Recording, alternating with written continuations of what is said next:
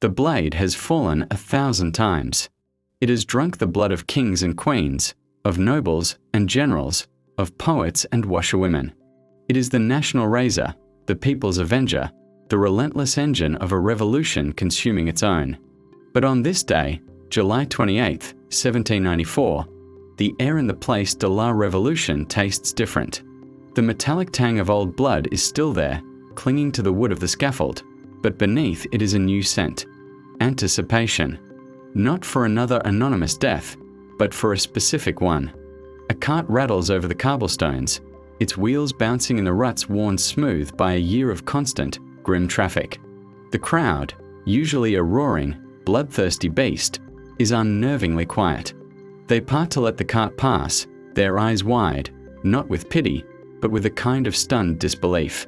Inside the cart, jolting with every stone, are 3 men. Their hands are bound behind their backs. One of them, his face a mask of white powder and fresh blood, his jaw hanging loose and useless, sways with emotion.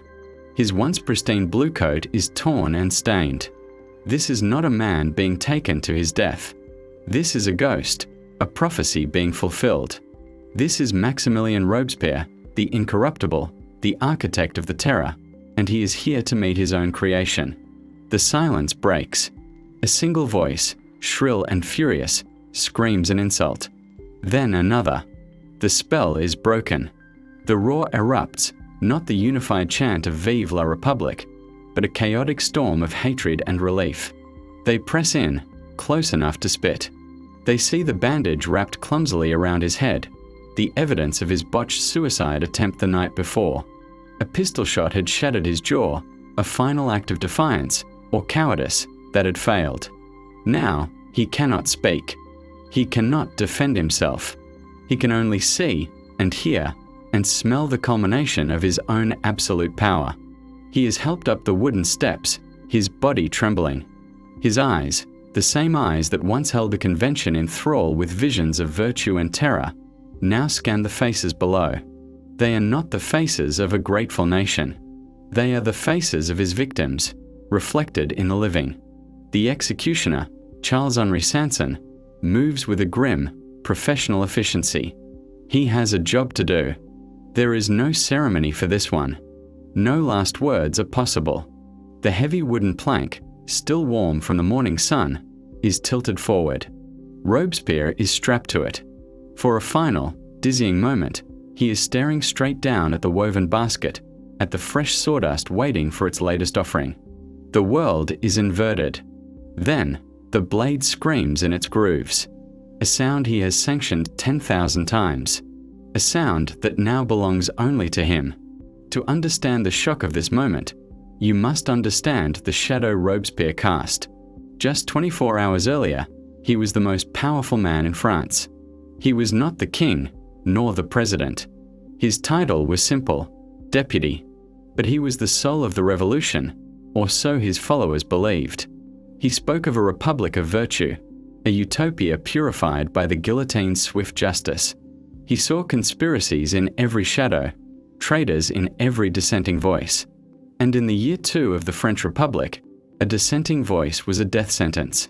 The city of Paris in the summer of 1794 was a city living in a state of constant, low-grade fear. The air was thick with the smell of dust, sweat, and the faint, coppery odor that drifted from the Place de la Révolution. The sound of the tumbrils, the carts carrying the condemned, was as regular as the chiming of church bells had once been. People spoke in hushed tones in the markets, their eyes darting. A misplaced word, a forgotten gesture, a denunciation from a jealous neighbor could land you in the conciergerie, the antechamber of the scaffold. This was the reign of terror, and Robespierre was its high priest. He rarely raised his voice. He didn't need to. He was a slight man, fastidious in his dress, his hair always powdered, his green-tinted spectacles hiding the fire in his eyes. He wielded a weapon far deadlier than any sword, the law of 22 Prairial. Enacted just weeks before his fall, it streamlined the Revolutionary Tribunal. It allowed for convictions without evidence. It made the guillotine the only answer to the question of guilt.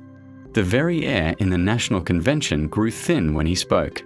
Men shifted in their seats, their cravats suddenly feeling too tight. They would applaud his speeches on public virtue, then return to their lodgings and wonder if they were next. For the terror had begun to turn inward. It was no longer just devouring the enemies of the revolution. It was now consuming the revolutionaries themselves. The Dantonists, the fiery rivals of Robespierre, were gone. Georges Danton, the giant with the voice of thunder, had been sent to the guillotine in April. As he passed Robespierre's house on his way to die, he was said to have roared, "You will follow me, Robespierre." The words were dismissed as the ravings of a traitor, but they hung in the air, a poison seed taking root. By late July, the tension was a physical presence, a storm cloud pressing down on the city. Robespierre had become increasingly isolated, paranoid. He stopped attending the Committee of Public Safety, the very engine of the terror he helped drive. He saw plots everywhere. His allies, Saint-Just and Couthon, whispered of a final purge, a list of names to be presented to the convention that would cleanse the body politic once and for all. Everyone knew their name was on that list. The question was not if the blade would fall, but when and upon whose neck. The stage was set for a final, desperate act. The conspirators were not royalists or foreign agents. They were his colleagues. Men like Joseph Fouch, a shadowy figure with a face like a death's head, who slink through the corridors of power, turning fear into a weapon. Men like Paul Barras, a cynical and ambitious soldier who saw which way the wind was blowing. They were terrified, yes, but they were also cunning. They knew that to survive, they had to strike first. Their lives depended on it. The revolution was about to achieve its ultimate, logical conclusion. It was going to devour its own god. The morning of July 27th, 9 Thermidor in the revolutionary calendar, dawned hot and heavy. In the Salle des Machines, the great hall of the Tuileries Palace where the National Convention met, the air was stifling. The delegates took their seats, their faces slick with sweat and anxiety. They knew something was going to happen. The whispers had become a roar. Robespierre entered late. He walked slowly to the tribune, a sheaf of papers in his hand. He was pale, but his gaze was steady. He began to speak. It was to be his great denunciation, the speech that would name the traitors and save the Republic one last time. But the words were vague, menacing, and ultimately, a fatal miscalculation. "I am here to ask for the right to speak the truth," he began. He spoke of shadows, of corrupt deputies, of a criminal coalition plotting against the revolution. But he did not name names.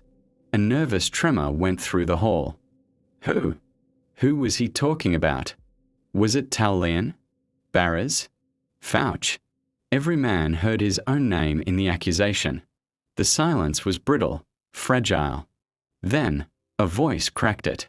"Name them," someone shouted. It was the challenge Robespierre had not expected. He hesitated. He fumbled. The spell was broken. The aura of invincibility shattered like glass. The conspirators saw their moment and seized it. Tallien, brandishing a dagger for dramatic effect, leaped to the rostrum, denouncing the tyranny of the new Cromwell. Others joined the fray. The accusations, once the sole property of Robespierre, were now turned against him. Down with the tyrant. The cry was taken up, first by a few, then by a chorus. It was a political lynching. Robespierre, Saint-Just, and Couthon were shouted down, their voices drowned in the tumult. The president of the convention, a Robespierre ally, tried to restore order, but he was forcibly removed from his chair. The session descended into chaos. In a stunning, unprecedented vote, the convention decreed the arrest of Robespierre and his followers. The incorruptible was a criminal. The news spread through Paris like a powder trail. The city held its breath.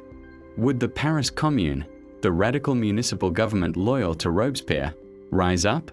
Would the National Guard obey the convention or their idol? For a few, fleeting hours, it seemed a rescue was possible. Robespierre was taken to the Hôtel de Ville, the city hall, by his supporters. The night was dark, confused. Rain began to fall, slicking the cobblestones. Inside, By the light of guttering candles, the men were paralyzed. Robespierre, his jaw shattered, could barely speak. Saint-Just, the cold, logical philosopher of terror, stood in silence, as if observing a failed experiment. Couthon, a paralytic in a wheelchair, was helpless. They drafted proclamations, they called for an insurrection, but the will to act had seeped away. The terror had robbed them of the very decisiveness they needed to survive. Meanwhile, the convention, led by Barras, declared the rebels outlaws. This was a death sentence without a trial. Any citizen was empowered to kill them on sight. The National Guard, initially confused, now saw the direction of power shifting. They marched on the Hôtel de Ville. The door to the chamber where Robespierre and his allies waited was burst open. What happened next in that smoke-filled room would become the stuff of dark legend. The door splintered inward, not with a slow, deliberate force, but with the violent, final crash of a breaking wave. The room, once a chamber of revolutionary planning, was now a trap. Candlelight flickered over the faces of the doomed men. Augustin Robespierre, Maximilien's younger brother, in a desperate act of loyalty or despair, threw himself from a high window, shattering his legs on the cobblestones below.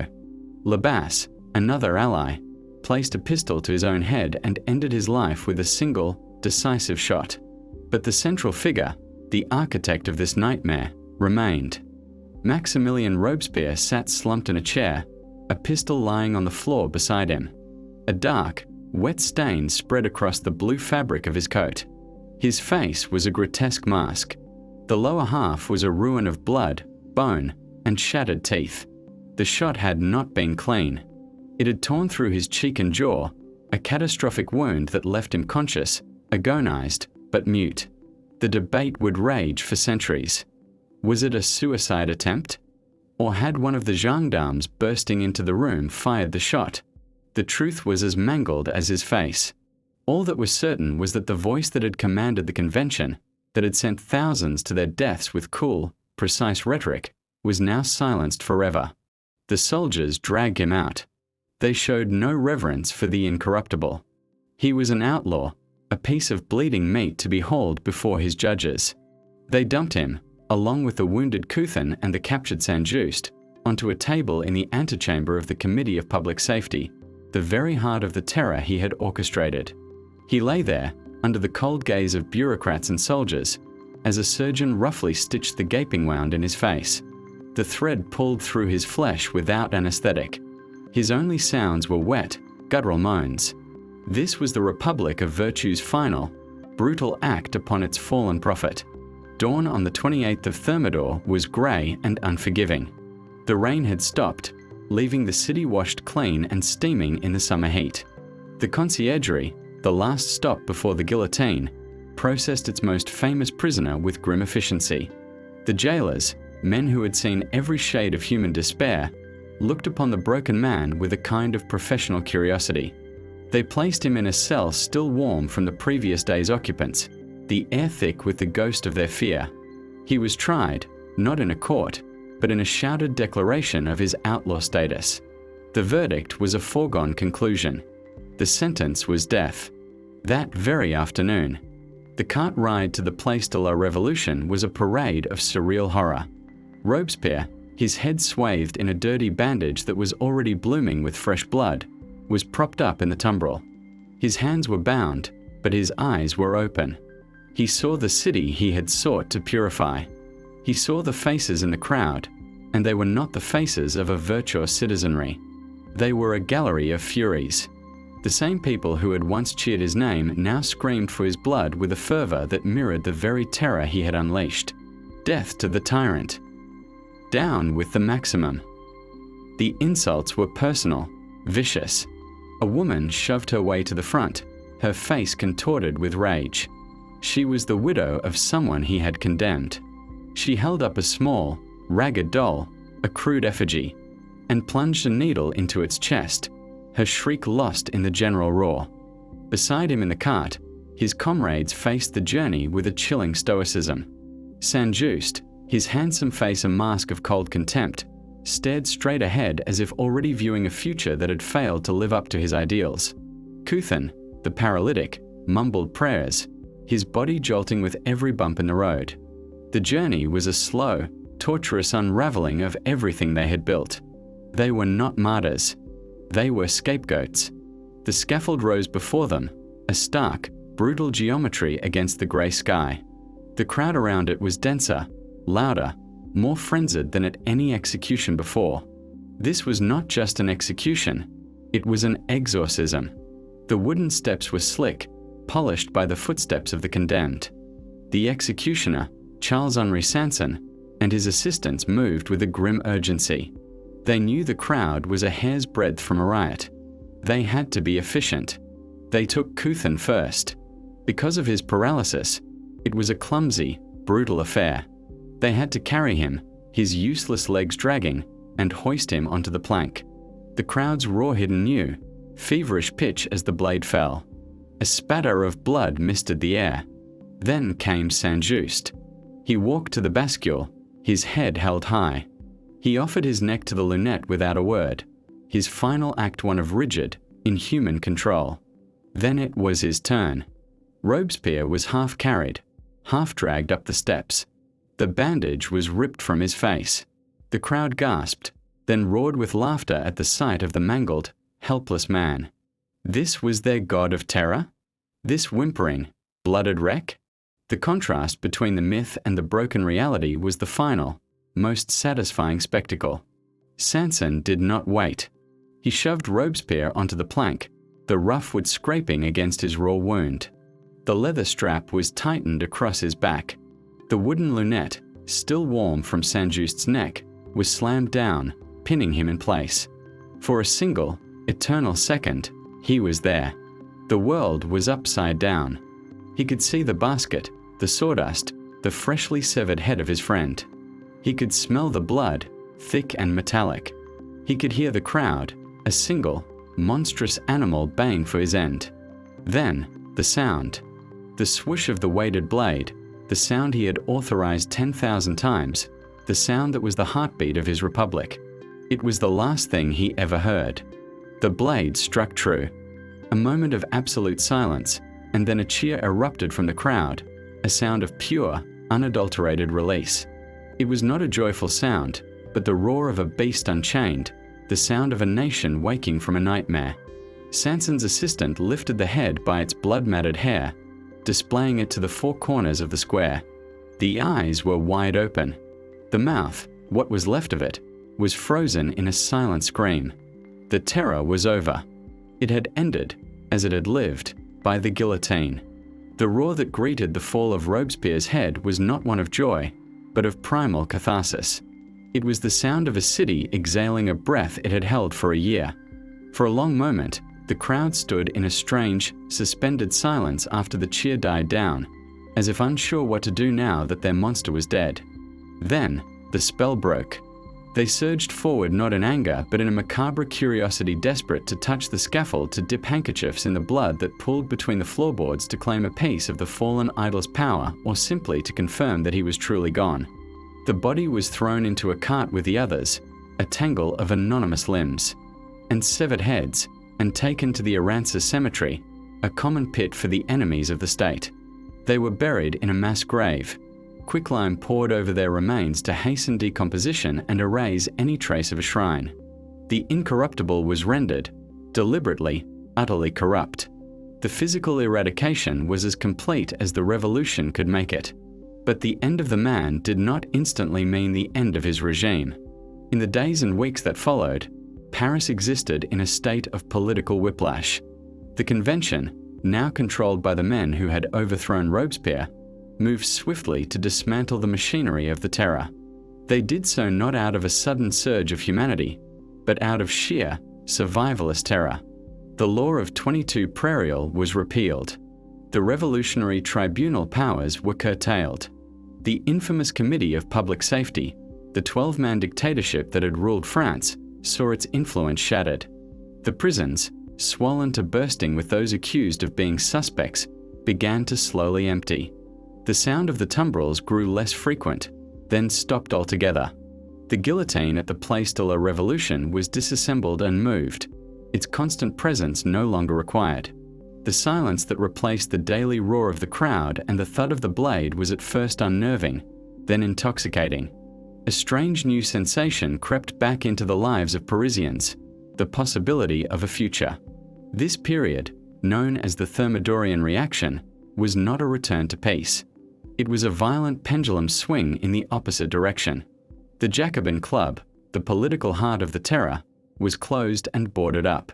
Its members were hunted, purged, or forced into hiding. In a bitter irony, a white terror emerged, where gangs of royalist sympathizing youths roamed the streets, attacking and murdering known Jacobins in a bloody mimicry of the violence they claimed to despise. The revolution was now consuming its other half. The atmosphere of the city transformed. The austere, puritanical zeal of the year 2 gave way to a frantic, desperate hedonism. The jeunesse dorée, the gilded youth, paraded in extravagant clothes. Their hair styled in a manner called les cheveux à la victime, short at the neck, as if prepared for the guillotine, a morbid and defiant fashion statement. Dance halls and gambling houses sprang up everywhere. People danced with a frenzied abandon, as if trying to shake off the memory of the fear that had gripped them for so long. It was a city trying to drink and dance itself into forgetting the taste of its own blood. Yet, the shadow of the incorruptible was long. In the convention, his name became a universal curse, a scapegoat for all the horrors of the previous year. Every deputy claimed to have been a secret opponent of the Terror, a brave resistor only waiting for the right moment to strike. The complex, messy reality of the revolution, in which many of them had voted for the death sentences, had cheered the victories of the Terror, was smoothed over into a simple narrative. Robespierre, the sole tyrant, the bloodthirsty monster, had hijacked the revolution. He was the cancer, and with his removal, the body politic was now healthy. It was a convenient lie, one that allowed a nation to absolve itself of collective guilt. But what was the truth? Was Robespierre a fanatic who lost his way, a man who started with ideals of virtue and became drunk on the absolute power to enforce it? Or was he a logical conclusion of the revolution itself? He did not create the Terror alone. The guillotine was built and put into motion before he rose to supreme power. The paranoia, the fear of foreign invasion, the civil war, these forces created an atmosphere where his absolute solutions found a fertile ground. He was the man who dared to speak the revolution's darkest logic aloud and then, with terrifying consistency, acted upon it. He believed that to create a paradise, one must first annihilate its enemies. The problem, he discovered too late, was that the definition of enemy is endlessly expandable until it finally includes the one holding the definition. His most enduring legacy was the question he embodied: can a political utopia, a perfect society, ever be built without resorting to absolute terror? He genuinely believed in his republic of virtue. He lived an austere, almost monkish life, untouched by the financial corruption that tainted so many of his colleagues. This incorruptibility was the source of his power and his ultimate blindness. Because he could not be bribed, he believed he could not be wrong. His virtue became his vice. He saw any opposition not as political disagreement, but as moral sin, a stain to be purified by fire and steel. The debate over his character and actions began the moment his head fell and has never ceased. To some, he remains a monster, the first of the modern dictators, a blueprint for the Stalins and Hitlers of the 20th century, a man who used lofty ideals to justify mass murder. To others, he is a tragic, flawed figure, a revolutionary who was ultimately betrayed, a man who understood the brutal necessities of saving a revolution under siege from its countless enemies, both foreign and domestic. The mystery of the pistol shot that shattered his jaw remains a potent symbol of this unresolved debate. Did he try to cheat the executioner, a final act of control? Or was he shot by a gendarme named Maida, as the official story claims? Or, in the most chilling theory of all, was the shot an act of vengeance from one of his own allies in that room, a man named Garnier, who supposedly shouted, "If you don't have the courage, I do," before firing? The truth died with the men in that room. The shattered face of Robespierre is a fitting, final image. It is a face that can no longer speak, no longer explain, no longer defend itself. It is a silent, bloody riddle, a permanent question mark etched in flesh and bone, forcing every subsequent generation to ask itself the same terrible question. He sought to build a heaven on earth, using the tools of hell. For a brief, bloody year, an entire nation lived inside his terrifying dream. And when they woke up, they found the foundations of their new world were not marble and law, but the wood of a scaffold and the cold, unforgiving steel of a blade. The revolution survived, but its soul had been irrevocably scarred. The ideals of liberty, equality, and fraternity would echo through the centuries, but they would forever be shadowed by the memory of the man who believed them worth any price, even if that price was paid in the blood of thousands. He proved that the most dangerous person in the world is not a cynical tyrant, but a true believer who has run out of compassion.